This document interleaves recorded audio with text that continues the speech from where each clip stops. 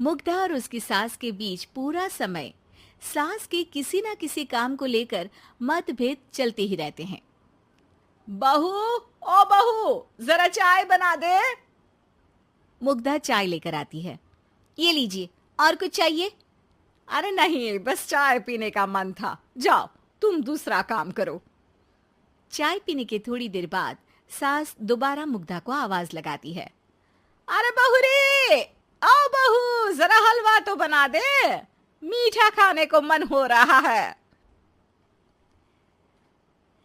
इसी तरह मुग्धा की सास पूरा समय कोई ना कोई काम बताकर उसे रसोई से बाहर तक निकलने नहीं देती।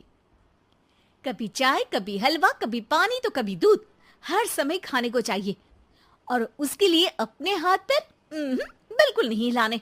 परेशान किया हुआ है इन्होंने।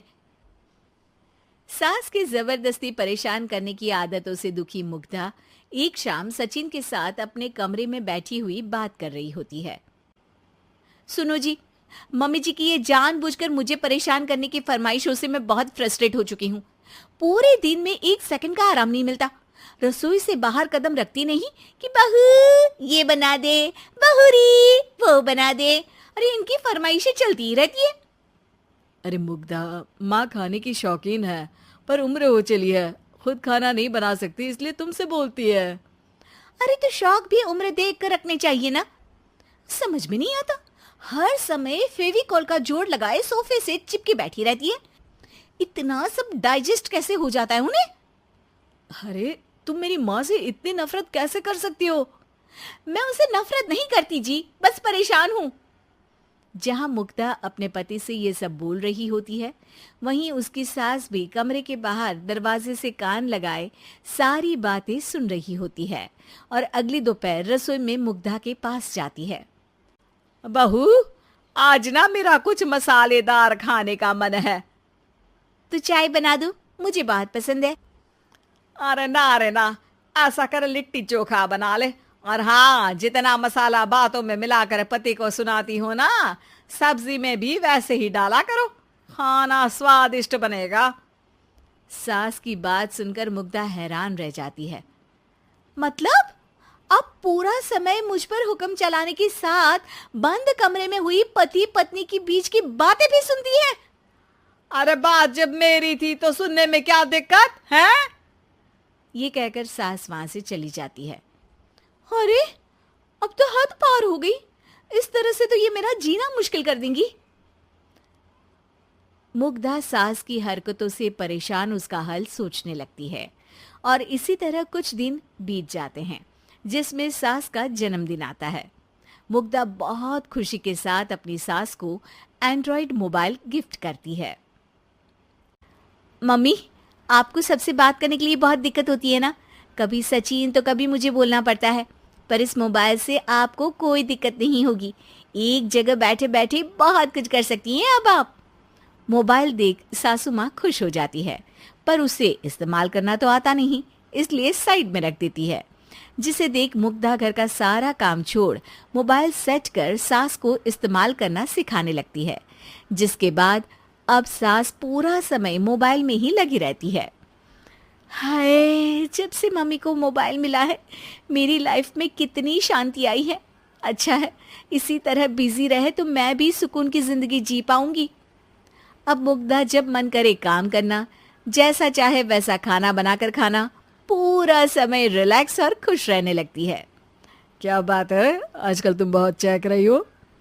अरे मम्मी जी से छुटकारा जो मिला है, अब ना फरमाइशें ना छुप छुप कर बातें सुनना। अच्छा, तो मोबाइल गिफ्ट करने की ये स्कीम थी। इसी तरह दिन बीतते हैं और अब मोबाइल पर लगी सास फरमाइशों की जगह सवालों के लिए बहू को आवाजें लगाना शुरू कर देती है। अरे बहू सुन तो, देख जरा किसी का फोन क्यों नहीं मिल रहा? रिचार्ज खत्म हो गया है, पर अभी 4 दिन पहले ही तो मैंने किया था। इतनी जल्दी कैसे खत्म हो गया? अरे मैंने कल तेरी कनाडा वाली मौसी सास से 3 घंटे बात की थी ना। क्या? इतना महंगा तो मोबाइल भी नहीं आया जितना महंगा इसका रिचार्ज पड़ रहा है।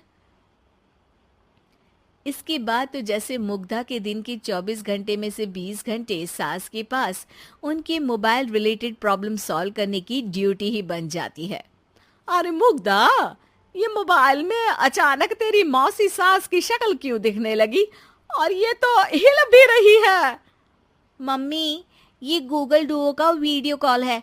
इसमें आप बात करने के साथ एक दूसरे की शक्ल भी देख सकती हो। अच्छा, ये तूने मुझे पहले क्यों नहीं बताया? अब बताने के लिए पहले नहीं बताया। इसी बीच सचिन भी वहां आ जाता है और सास अपनी वीडियो कॉल में बिजी हो जाती है।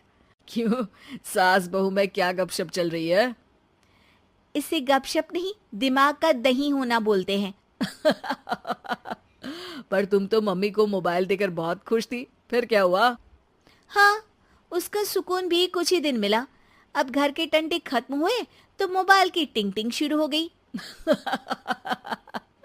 देखो भाई, कुछ पाने के लिए कुछ खोना तो पड़ता है। आखिर तुमने मोबाइल अपने फायदे के लिए ही तो दिया है, तो फिर सवालों के जवाब भी देने पड़ेंगे, क्योंकि जब तक उनके हाथ में ये फुंथरू रहेगा, तुम्हारी लाइफ में प्राइवेसी और सुकून रहेंगे। कहने का मतलब है अगर इससे प्यार बढ़े तो दाग अच्छे हैं। अरे मुझे पहले दिन से ही पता है मोबाइल किस मकसद से दिया गया है। भूलो मत, इससे पहले मैं बातें ही सुनती थी। सास की ये बात सुनकर मुग्धा शॉक में और सचिन हंसता रह जाता है।